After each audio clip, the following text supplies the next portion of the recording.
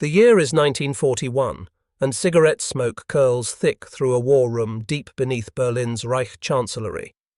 Around a massive oak table, German officers lean over grainy photographs, aerial reconnaissance shots of American factories. One general taps his cigarette against a picture of Detroit's River Rouge plant, leaving ash scattered across the industrial sprawl. "Look at this!" he scoffs in accented German, his voice dripping with contempt. "They make toys, automobiles for Sunday drives, washing machines for housewives." The room erupts in knowing laughter. Another officer slides a photograph across the polished wood, workers in overalls assembling consumer goods on gleaming production lines. 6,000 miles away, in a similarly smoke-filled room in Tokyo, Japanese military planners examine their own intelligence reports. Admiral Yamamoto studies production figures with furrowed brows, but his subordinates wave dismissively at the numbers. "A nation of shopkeepers and factory workers," one declares. "They have never known real war. They will crumble at the first sign of hardship." The film reels creak as they turn, capturing these moments of dangerous certainty. In both capitals, the consensus is unanimous. America is soft, distant, and utterly unprepared for the brutal arithmetic of modern warfare. They see a country drunk on prosperity, its people more concerned with the latest Hollywood picture than the gathering storm across two oceans. What these officers don't yet understand, what they cannot possibly fathom as they sit in their smoke-filled chambers, is that they are staring at photographs of the very thing that will destroy them.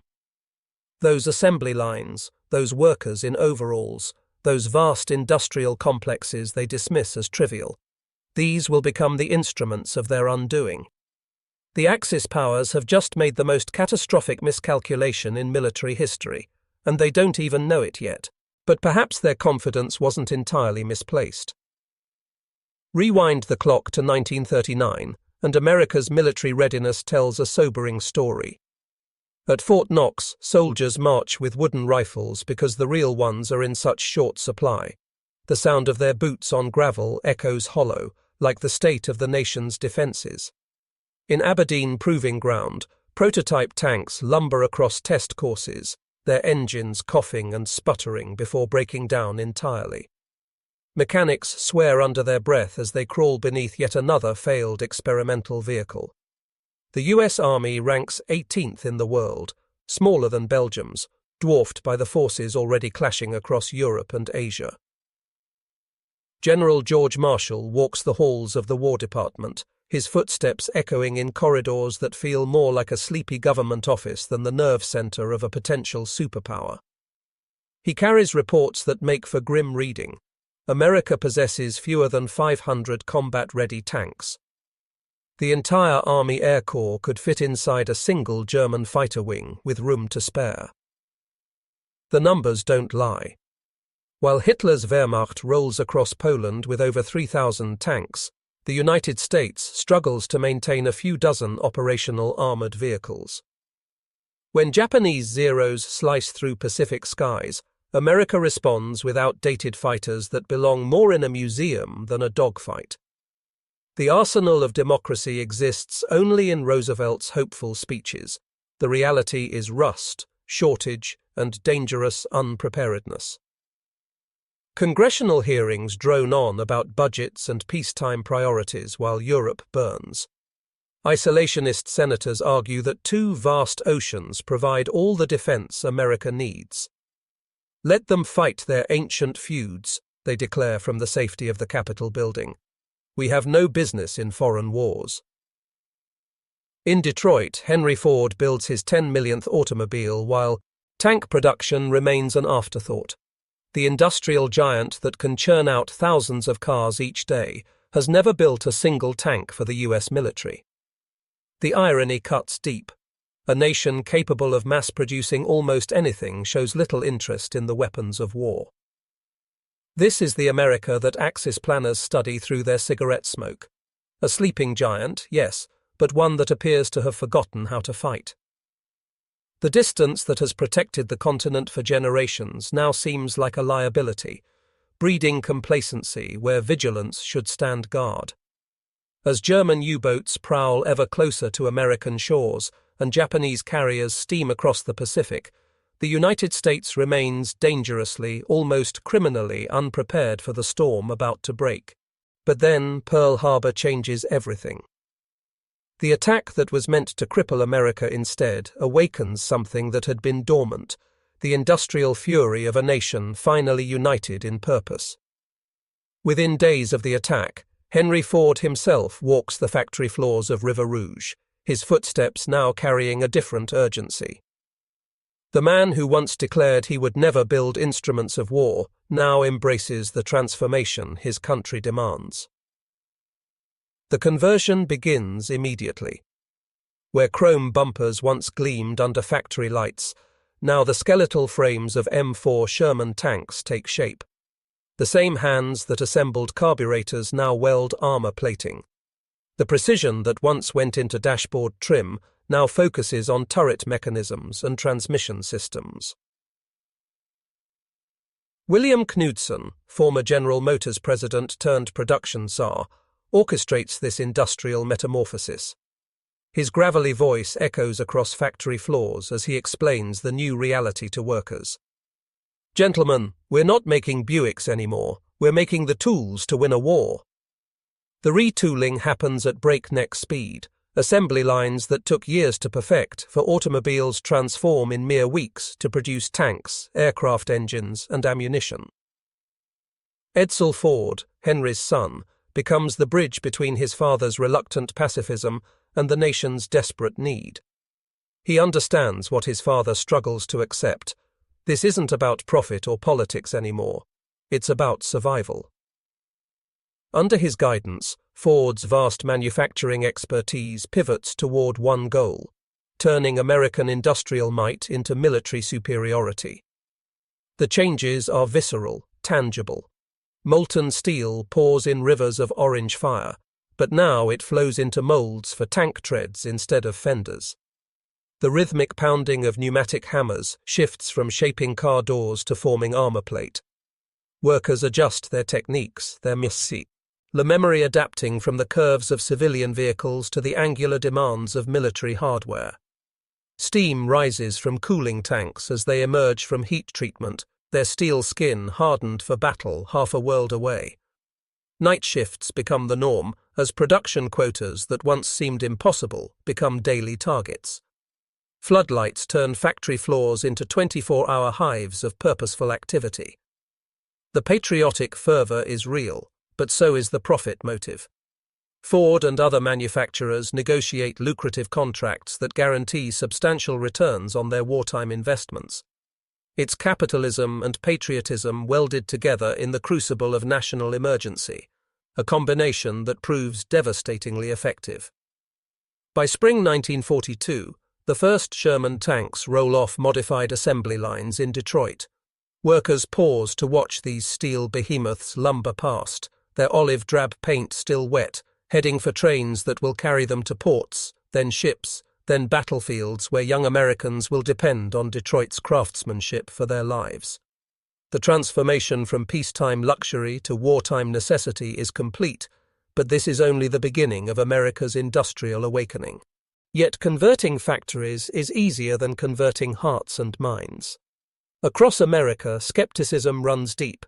In small-town diners from Nebraska to North Carolina, conversations over coffee carry doubt.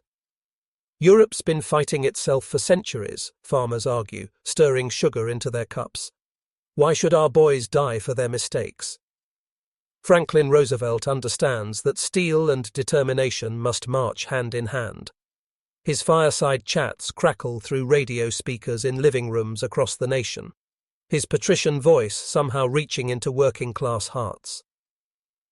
"We must be the great arsenal of democracy," he declares, each word carefully chosen to transform reluctance into resolve.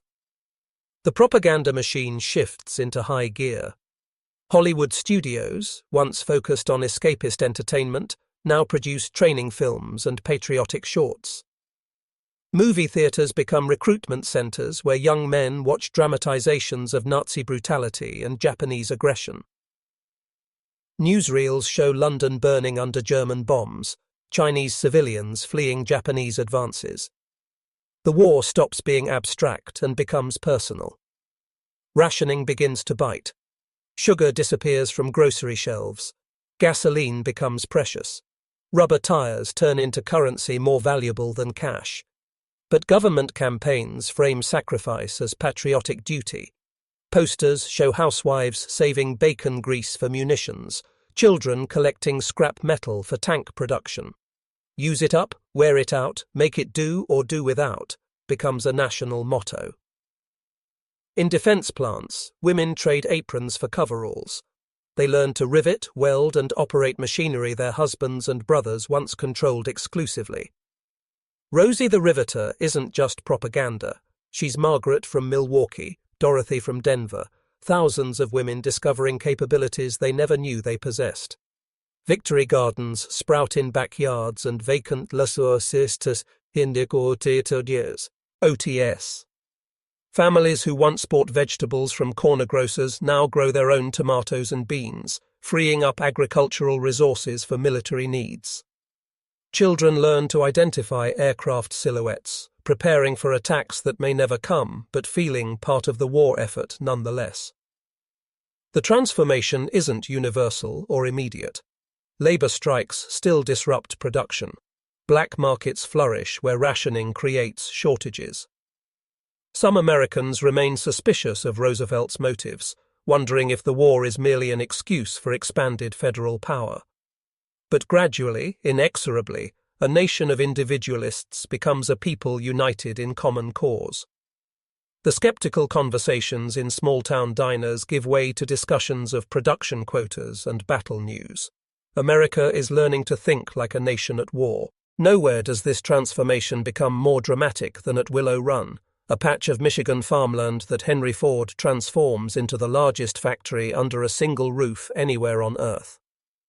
The building stretches for over a mile, so vast that workers use bicycles to travel from one end to the other, their bells echoing in the cavernous space like church chimes in a steel cathedral. Ford's vision seems impossible at first. Convert B-24 Liberator bomber production to include tanks, then push output beyond anything ever achieved in manufacturing history. Engineers shake their heads at blueprints that call for producing one Sherman tank every hour once full production begins. It can't be done, they mutter, studying the mathematical impossibility of Ford's demands. But Ford has learned lessons from decades of automobile mass production that military contractors have never considered. Interchangeable parts become religion. Every rivet, every bolt, every component must fit perfectly in every tank rolling off the line. Quality control inspectors patrol the assembly floor like sentries, their clipboards marking the difference between life and death for future tank crews. The workforce swells beyond anything Willow Run was designed to handle. Workers arrive from across the Midwest. Farm boys from Iowa, steel workers from Pittsburgh, women from small towns who've never seen an industrial facility. They live in hastily constructed dormitories, boarding houses, even converted barns. The population of Willow Run Township explodes from hundreds to tens of thousands almost overnight. The noise is incredible, a symphony of industrial warfare. Pneumatic hammers pound rhythm against steel plate. Welding torches hiss and spark, sending showers of orange light cascading across the factory floor. Cranes groan as they lift turrets weighing several tons, positioning them with millimeters of precision onto tank hulls moving steadily down the assembly line. Each Sherman requires approximately 8,000 separate parts, and Willow Run masters the choreography of bringing them together. Engines arrive from one supplier, transmissions from another, yet everything fits together with Swiss watch precision. The tank's sloped armor, designed to deflect enemy shells, emerges from stamping presses with surfaces so smooth they gleam under factory lighting. Night shifts work under floodlights that turn darkness into perpetual day. Workers in 3 shifts keep the line moving around the clock, their faces lit by welding sparks and molten steel. Cafeterias serve meals at all hours. coffee strong enough to cut through exhaustion, sandwiches wrapped in wax paper that workers eat with grease-stained fingers. The first month produces 25 tanks. Critics point to the slow start, questioning Ford's grandiose promises. But Henry Ford knows what his critics don't. Mass production is like a dam building pressure. The breakthrough comes suddenly and dramatically. By month 6, production hits 100 tanks monthly. Month 12 sees 500 rolling off the line. Then the dam bursts. December 1943 marks the miracle month. Willow Run produces 5,023 Sherman tanks in 31 days, an average of more than 162 tanks per day. The number seems impossible, but there they sit in vast staging areas outside the factory, row upon row of olive-drab steel, waiting for rail transport to ports, then ships, then battlefields where they will face German Tigers and Panthers in combat. Axis intelligence intercepts these production figures through various channels: Swiss banking reports, British diplomatic communications, even aerial reconnaissance of American ports showing hundreds of tanks awaiting shipment. In Berlin and Tokyo, the numbers cause panic. How does a nation produce over 5,000 tanks in a single month? The reports seem like Allied propaganda, too fantastic to believe. But the tanks are real, and they're coming. In those same smoke-filled war rooms where German officers once mocked American industrial capacity, the laughter has died. Intelligence reports pile up on the oak table, each one carrying numbers that seem to defy reality. General Franz Halder, German Army Chief of Staff, studies production estimates with growing disbelief. His voice carries a tremor it lacked in 1941. These figures, they must be propaganda. No nation can produce tanks at this rate. But the evidence becomes impossible to ignore. German agents in neutral countries photograph American ships leaving ports heavy with cargo. Swiss industrialists, maintaining careful neutrality, nevertheless report conversations with American counterparts who speak casually of monthly quotas exceeding 5,000 units.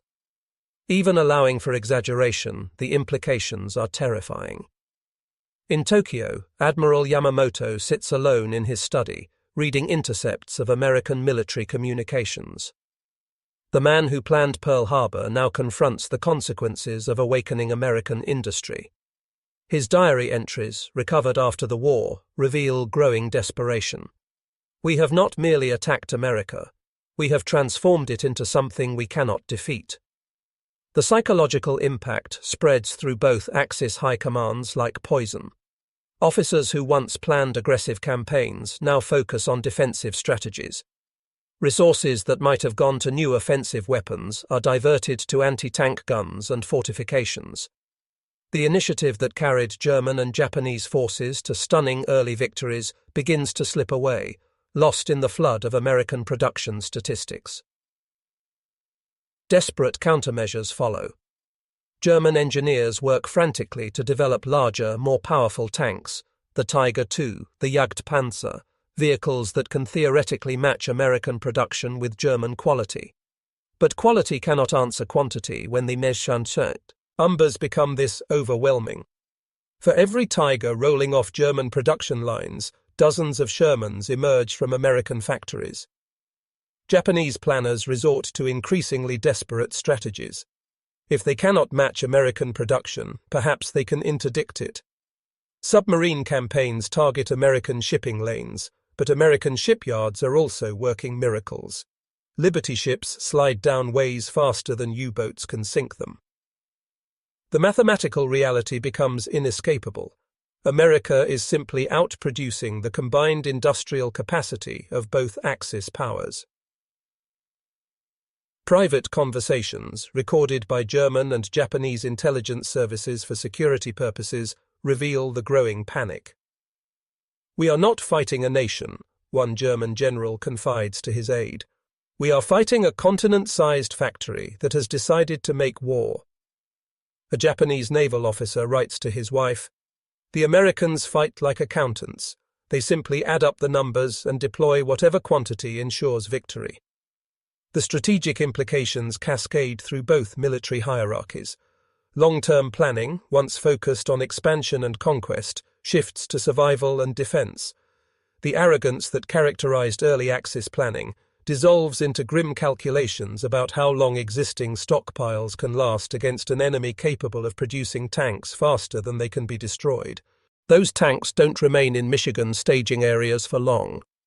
Within weeks of rolling off Willow Run's assembly lines, they're thundering across continents, their treads chewing through North African sand, Italian mud, and French countryside. Each Sherman carries Detroit's industrial fury into battle, transforming American manufacturing capacity into global military dominance. In Tunisia, British tank crews climb into freshly arrived Shermans, their olive-drab paint still smelling of Michigan factories. Sergeant Tommy Morrison, a veteran of desert warfare, runs his hand along the tank's sloped armor. "Bloody hell," he mutters in appreciation. "You can tell the Yanks built this one, smooth as a Cadillac." The tank's interior gleams with the precision manufacturing that Ford perfected on automobile assembly lines, switches positioned exactly where trained fingers expect them, controls responsive to the lightest touch. The Sherman's design reflects American manufacturing philosophy, reliable, maintainable, and producible in enormous quantities. While German tanks are mechanical marvels, each Tiger hand-built by craftsmen, Shermans are industrial products, identical down to the smallest component.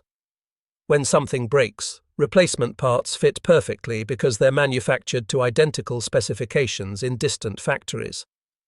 Follow these tanks as they rumble through Italian mountain passes, their engines echoing off ancient stone walls. Tank crews learn to trust Detroit engineering in ways their lives depend on. Staff Sergeant Mike Kowalski, commanding a Sherman in the push toward Rome, writes to his wife in Detroit, "Tell the folks at the plant they build them good. She's taken 3 hits and keeps running. German shells bounce off her like rain off a roof." The psychological impact on German defenders proves as significant as the physical. Wehrmacht veterans are cussed. Today, Willow Run sits mostly silent. The massive factory that once thundered with the sounds of tank production now houses aviation maintenance and small manufacturing. Grass grows through cracks in parking lots where thousands of workers once gathered for shift changes. Nature slowly reclaims what was once the beating heart of American war production. But walk through those empty halls and the echoes remain. Ghost sounds of riveting hammers, phantom sparks from welding torches, the memory of steel being shaped into instruments of victory. Tour guides point to faded marks on concrete floors where assembly lines once carried tanks toward their appointment with history. The true legacy extends far beyond rusted machinery and empty factories. The industrial mobilization that Axis leaders once mocked fundamentally altered global power structures. The United States emerged from World War II not just victorious, but transformed into the world's dominant industrial and military power. The same assembly lines that produced Sherman tanks would later manufacture the weapons of the Cold War, the vehicles of space exploration, the infrastructure of American prosperity. In a museum display case, a single photograph tells the story. Axis officers examining grainy images of Detroit factories in 1941, their faces confident, almost smug. They had no idea they were looking at the instrument of their own defeat. Their arrogance became the catalyst for a steel tide that forever changed the course of history. The lesson echoes through time. Never underestimate a sleeping giant, especially one that knows how to build things fast.